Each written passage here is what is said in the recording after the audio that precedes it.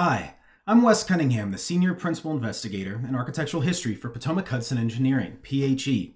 And this video is our submission to present at the 2026 Joint Engineer Training Conference in Portland.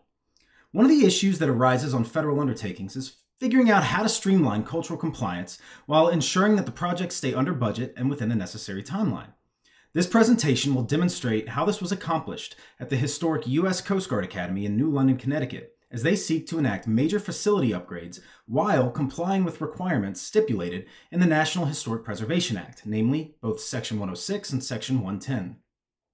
In an effort to facilitate necessary upgrades to the Academy's campus, which was previously determined to be eligible for listing on the National Register of Historic Places, Academy personnel were faced with the challenge of how to make sure that compliance with the National Historic Preservation Act would not hamper the schedule for construction. The Academy realized that they had to update the previous Section 110 inventory while also assessing any potential adverse effect on the eligible property. In order to assist with the project and its accelerated schedule, a phased deliverable method, a dual approach to the fieldwork and reporting, and consistency in project personnel and a short turnaround allowed the overall regulatory process to be made more efficient. Overall, this presentation will describe practices that can be used to enhance readiness, drive partnerships between government and industry, and deliver accelerated solutions on budget.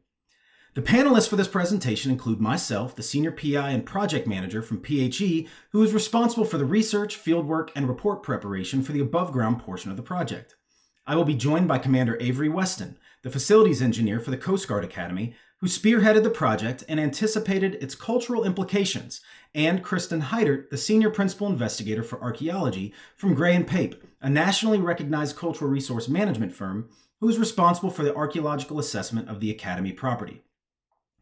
Our moderator will be Greg Jackson, a Senior Environmental Project Manager with PHE, who has extensive experience working with the U.S. Coast Guard as well as other agencies on environmental projects, including NEPA documentation, environmental audits, and environmental site investigations.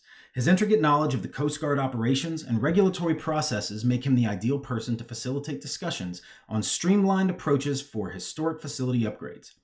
As a result of this presentation, attendees will be able to explain the regulatory requirements of Sections 106 and 110 and their implications for military facility upgrades, describe strategies for streamlining historic preservation compliance within accelerated project schedules, analyze how phased deliverables and early engagement can reduce risk and improve outcomes, and evaluate lessons learned from the Academy case study to apply best practices in future projects. We think this was a very interesting project that explores the intricacies of cultural implications on necessary facility upgrades, and we hope you select us for the upcoming conference. Thank you.